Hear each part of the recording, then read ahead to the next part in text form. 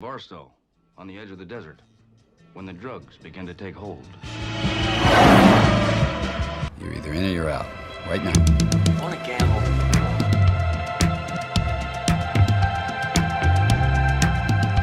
I never want to hear those words out of your mouth again. Gambling is not your problem. Has anybody ever told you before of your bad luck? Most gamblers, when they go to gamble, they go to win. Those were my mother's dying words. When we go to gamble, we go to lose. Show me the money.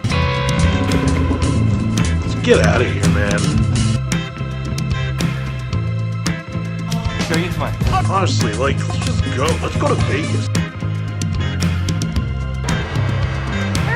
Look at you better than that, Jerry. I want you to say it what you would mean it, brother. Show me the money! It's the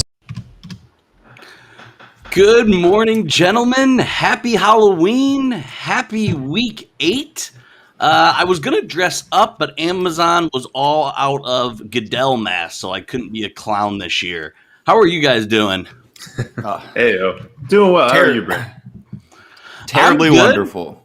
I'm good. I mean, we got a spooky good amount of matchups this week. A lot of divisional games, a lot of key conference games.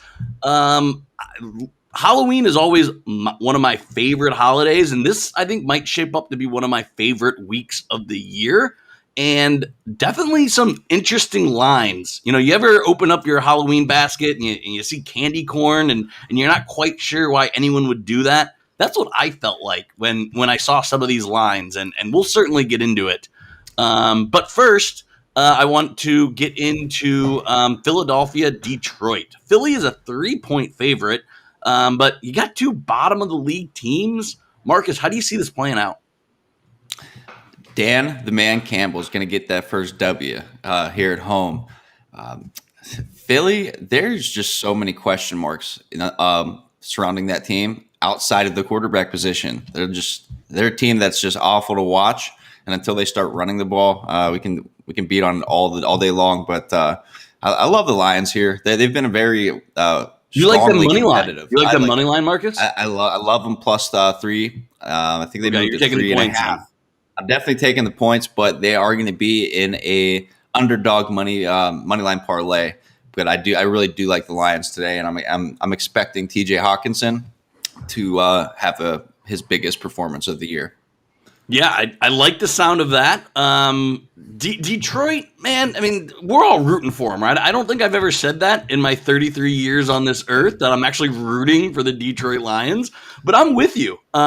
Swift is being incredibly accurate. He's one of the props I like. You're getting the best, in my mind, the best offensive player on the field at plus 140 as an anytime touchdown, and the Eagles are horrible against the run. So I really like Swift getting a touchdown. And I really like Devonta Smith. I mean, he's a boom or bust guy, but Detroit's giving 16 yards per catch. They're prone to big plays, and they've had 9 receivers go over 64 yards. So I like Devonta Smith over 63.5 yards and Swift anytime touchdown. But I am with Marcus. I do think the Detroit Lions beat the little green leprechaun of the Philadelphia Eagles. JC, what players do you like in this game? Yeah, I mean, Detroit hasn't been playing too bad. I think they're kind of due for a win, but I think unless Darius Slay kind of plays secret agent today, I do think Philadelphia's going to come out with this one. Jalen Hurts is interesting. He's at 7,200. He hasn't gone below 20 points in any fantasy contest this year, but his ceiling hasn't been super high either. I don't know that he gets a big point total today, but there is some good value with potentially Kenny Gainwell at 5,000. Boston Scott's even a little bit lower at 4,400. It's going to be interesting to see, where the running backs play out today. Swift is a decent value as well at 7,100. Hawkinson's 5,400, and then Devontae Smith is 5,500. Seems like a very undervalued game, kind of across the board. Maybe Vegas' thing is going to be a pretty low-scoring game, but I think there's some good fantasy value here. Jalen Hurts has been a top 12 quarterback in every game. I think definitely worth seeing if there's a pot of gold at the end of that rainbow here today. Let's move on to Pittsburgh at Cleveland, a game we are all invested in. And 4 for 4, all Pittsburgh. That terrifies me going into the city of Cleveland. You know, you can call it a house of horrors, but it's really just a city of horrors. What are we going to see today in the Mistake on the Lake, Marcus? Did you say horrors or whores? Depends. Pick your poison. Either way, it is Halloween. Anything goes. I really wasn't going to drink today, but it's really hard for me as a Steelers fan to not start drinking when they do dumb things. However, I do like the Steelers to come out and win today. I'm generally pessimistic about Pittsburgh and obviously our head coach Mike Tomlin, but Cleveland's kind of banged up as well. Coming off the bye in Pittsburgh, it's time to make a statement at the Mistake on the Lake. Steelers win in an ugly, ugly fashion. I agree. This game was one of the toughest one for me to pick props because I don't know who's going to do what. I'm with you, Marcus, on if I'm anything on this game, it's the under 42.5. You got one-armed Baker against no-legged Big Ben. I have no idea. I don't love either one of these plays, but so I took some plus money just because, hey, why not? So I have Ben over 1.5 touchdowns, and I got a kicker bet. We haven't done a kicker prop all year, so why not? I got Chase McLaughlin, who's been a pretty sneaky good kicker this year, at over 1.5 field goals. If you want an under, you want field goal. So give me a kicker bet today. That's the under and the kicker bet are the two I'm taking in this one. JC, do you have players that you're going to roll the dice on? Wow, I think it's the first kicker bet we probably ever had on the show. But it should probably be the last one we ever have as well. But not really. I mean, Baker Mayfield, I really hated the narrative all week that he's playing because he's trying to make sure that he secures that contract in case Keenum's pulling go behind him. If that's the case, the writing is probably already on the wall and he's probably done anyway. But I think he's probably more healthy than we're giving him credit for, but I still don't like him at 5,500. I think the receivers are interesting today. If Odell plays, he's at 4,600, which seems incredibly low for him, as well as Landry at 5,000. But otherwise, I think Najee's a little bit overpriced this week. And for the most part, I'm just hoping that Ben survives. Yes. Kind of like the final woman in every horror movie, just survive. Speaking of a bounce back performance, let's jump to the next game here. New England at LA. I mean, holy cow, did Justin Herbert look awful. And he's dead, but like Michael Myers, he always comes back. I like the Chargers. 5.5 was a lot. But again, I just hate East Coast team going west. And I like the Chargers to bounce back, especially if Eckler ends up playing. But this game, other than Patriot fanboy Derek Black, we're all taking the Chargers. Why is that? Marcus? Well, after obviously a very terrible letdown last 2 weeks ago, coming off a bye week, Brandon Staley's doing a really good job with the Chargers. Give him some time, but I think the easiest factor here is New England. They've been pretty inconsistent. You know, if you look at where they are strong and the Chargers are weak, it's in the ground game. But who New England just mud stomp last week? You don't drop that many points back to back. Yeah, you don't cover back to back after dropping 50. They're gonna have a dud. The Chargers are gonna roll big. Yeah. So my question to you guys: has Mac Jones sold his soul yet? Because I think he's been the best quarterback in this class so far. What do you think, JC? Definitely numbers wise. I like Trevor Lawrence's yards totals he's putting up. He's having a lot more interceptions than I would like and less touchdowns. But I think like his average depth of target, his yards that he's getting per game is a little bit better. But yeah, his deep ball looks better than I ever imagined. Yeah, for sure. But any players in this game you particularly like? A lot of names. Yeah, I'm just going to keep playing Jacoby Myers until he gets a touchdown. It's got to happen. He just gets way too many targets and way too many receptions. I do like your Hunter Henry prop that you have here. He's at 4,200. He's been fantastic. He's touchdown in 4 straight games, which might be kind of a kiss of death. But Quarterback's probably not going to play too much. Keenan Allen stays interesting around that 6,500 level. He's going to have some good games. I don't know who they're going to kind of focus on the offense for New England, but we'll see. It's Keenan Allen's lowest yard total in 12 months. You buy low. I don't know much about stocks, but you buy low, which is why I'm buying the Keenan Allen over 66.5 yards. Mike Williams has drawn the number one coverage over the past few weeks, so I'm going to jump all over. And yeah, I mean, Hunter Henry, you got to keep betting touchdown until it doesn't happen, especially with it almost at 3.5 to 1. I'm all over those two guys in that game. Let's move to All Hallows Eve, and nothing scarier than Kirk Cousins on primetime. Dallas and Minnesota with a touchdown flip in lines. When we posted this, it was Dallas -3. Now it is Minnesota -3 with all the question marks on Dak. What are you hearing, Marcus? I'm hearing that it's going to put me in a very tight bind as far as fantasy football goes. Obviously, I just had to pick up Cooper Rush because of the way that my luck goes. It's not a 1 o'clock game. You have to wait till all the games are gone, done and over with. So it's going to be tough sledding. However, just like you kind of mentioned and touched on with Hunter Henry, you bet him until it doesn't happen. It doesn't matter what this line is. I told everyone 2 weeks ago, you're going to ride the Cowboys until they do not cover a spread. So undefeated against the spread, I have to really just leave it right there. It's a completely different ball game with Cooper Rush, who I just found out is the backup quarterback in Dallas. You have to anticipate a big Zeke day, maybe, but not super productive. This game, pending what happens with Dak. Even with Dak, this is definitely looking at like an under game, but Cowboys. Yeah, let me check how the under's been adjusted. JC, if you want to jump ahead and talk about your players until it's a 3-point drop. We're at 52, which is way too much. Way too high. Yeah, if that's still in the 50s, I mean that might be my lock of the day. That may be the biggest bet I throw on today. That over under at 52. And a few props I like. It wouldn't be a weekly segment if I didn't pick a quarterback to throw an interception. And you got Diggs on one side and primetime Kirky on the other. Give me that interception, especially at plus money. I'm getting Kirk Cousins over 0.5 interceptions at plus 100. And then another weird adjustment that hasn't happened yet. Pollard is only at 38.5 rushing yards. He's eclipsed that in 4 of the last 5 games. And as you just said, it's going to be a running script.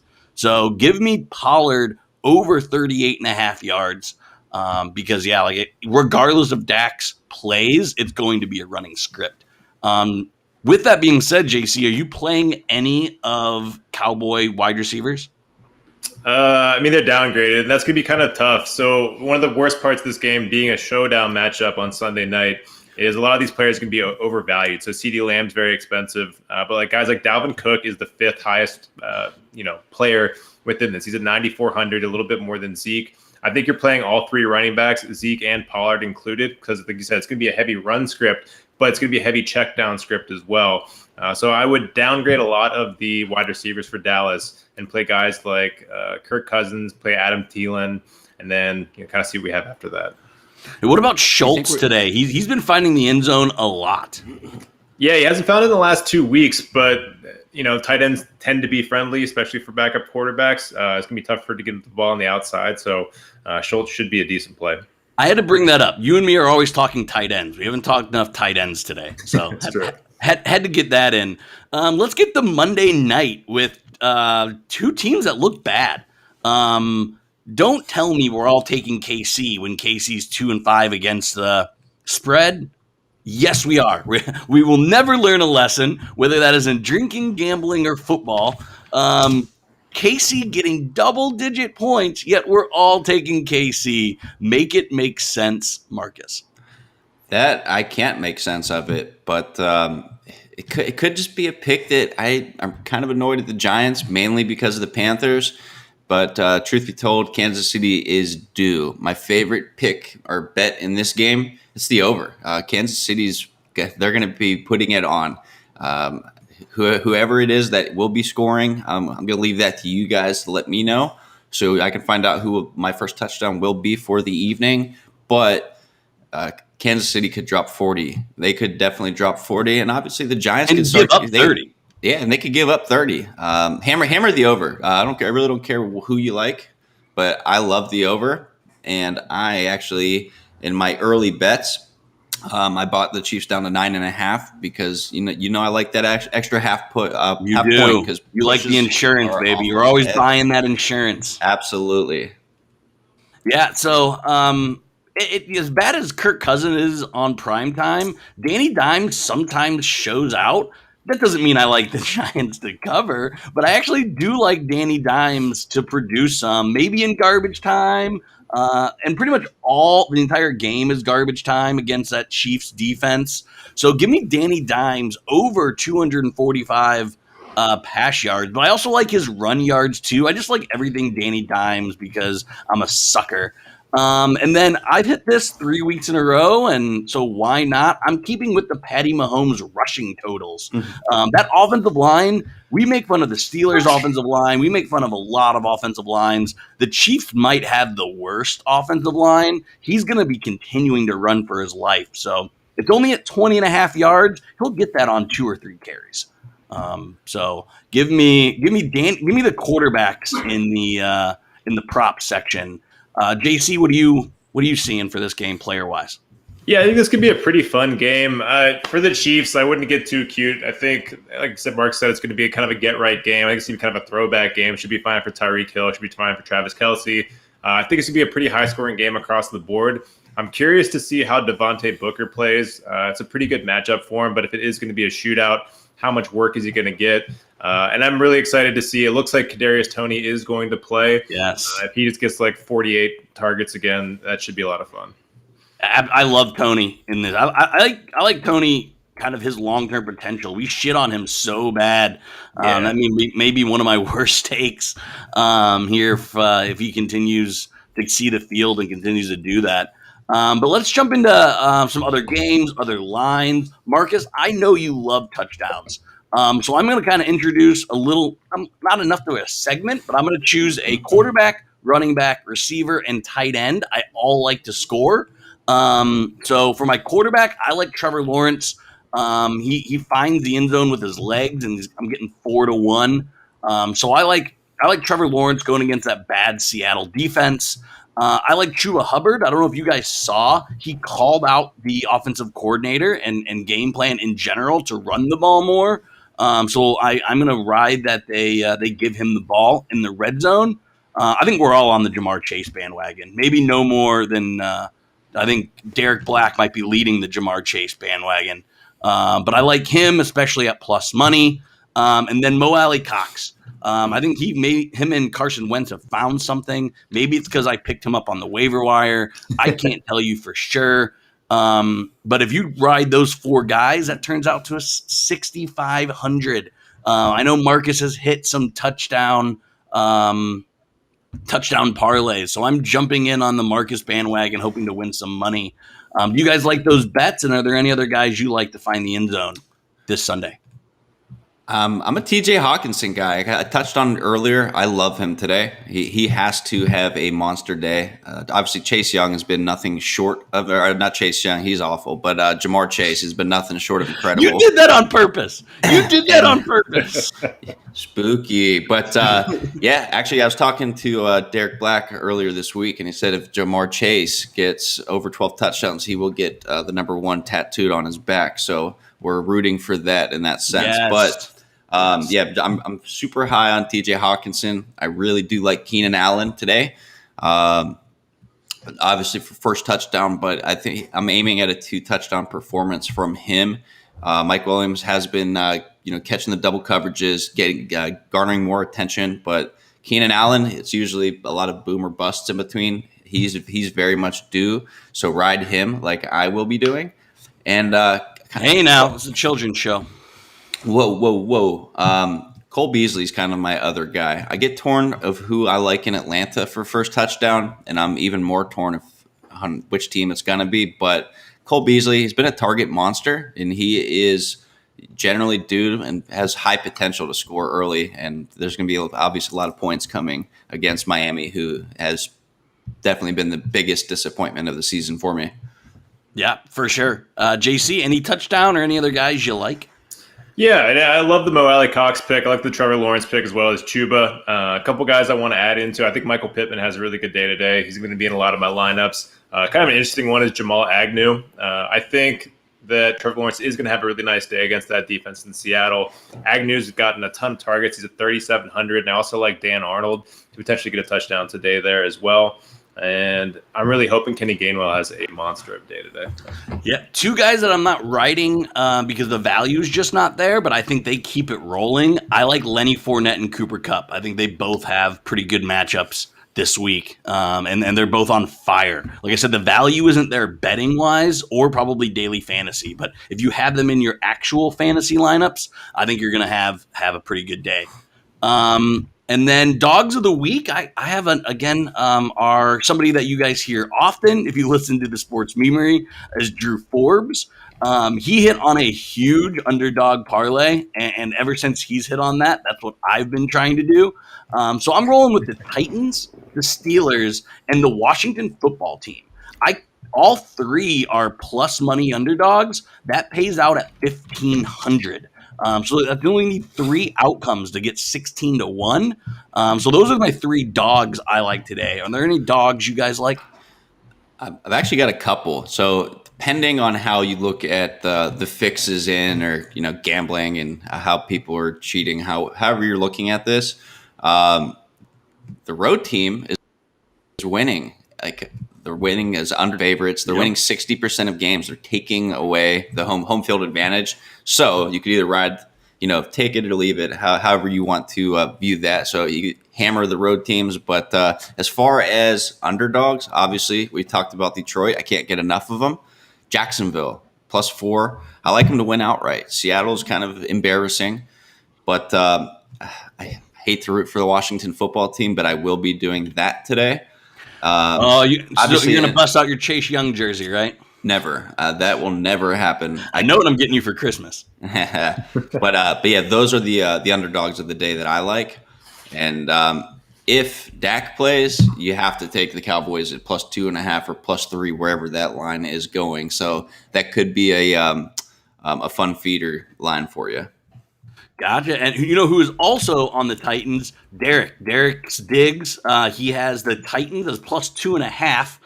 So it looks like he is buying some points there. And then he also likes a shootout down in the NFC South. He likes both Tampa Bay and New Orleans to score every quarter. Derek is always bringing these awesome, fun parlays, and this is another one that has just a great payout, and I think it's super likely. Now a field goal counts for that. It's not a touchdown in every quarter, and you're talking 7-1 odds. Bets like this are fun especially if you're like stuck watching a game. Obviously, we're in Florida, so we will be having to watch this game. But if something is on the TV that you really just don't care for, make it interesting. Something like this is fun, so that way you can just root for a safety, root for a field goal, or for me, root for a fucking kicker to miss his kick again. Just not for the Browns, because that kicker prop, it's got to hit the only time we're going to play it. But boys, it's getting closer and closer to kickoff time. I haven't had my drink, and like Marcus said, it's Browns week. You almost have to drink during Browns week, so I need to go play catch up. Until next time, everyone, good luck on your beers and your bets, and we will talk next week.